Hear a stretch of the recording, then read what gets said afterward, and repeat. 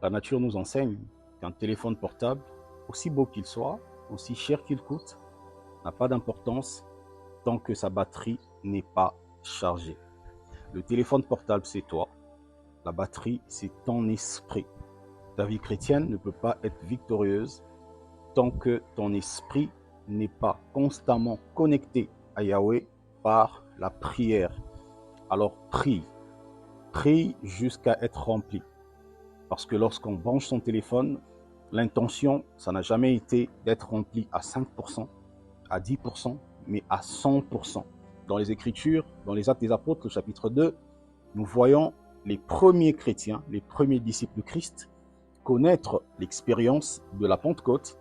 Mais nous remarquons que dans les Actes des Apôtres, chapitre 4, la parole dit qu'après avoir été persécutés, ils ont prié et le lieu où ils se trouvaient trembla, ils furent de nouveau remplis du Saint-Esprit.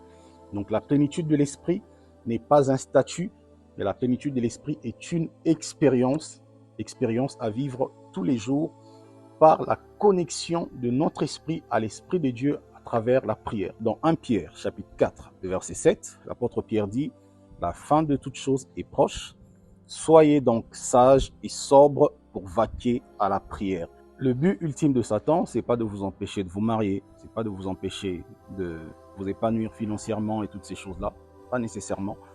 Le but ultime de Satan, c'est de vous déconnecter de la source qui est Elohim.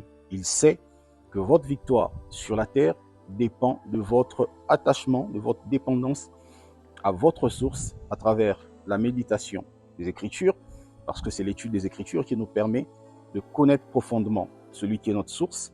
Et la prière nous permet justement d'aller recevoir de la charge, des nouvelles énergies de la part de celui qui est la source. Satan connaît cela.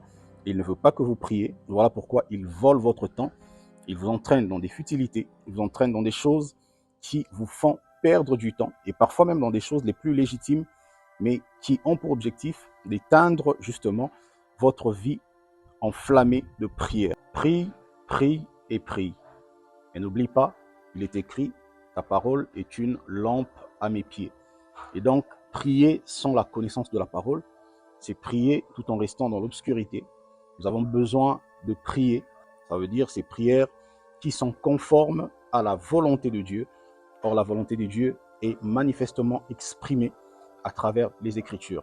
Raison pour laquelle il faut que tu pries, mais il faut encore plus que tu connaisses la parole, que tu connaisses la révélation de Christ, que tu connaisses la volonté, les desseins de Dieu, afin de t'épanouir dans cette expérience quotidienne de la vie de prière.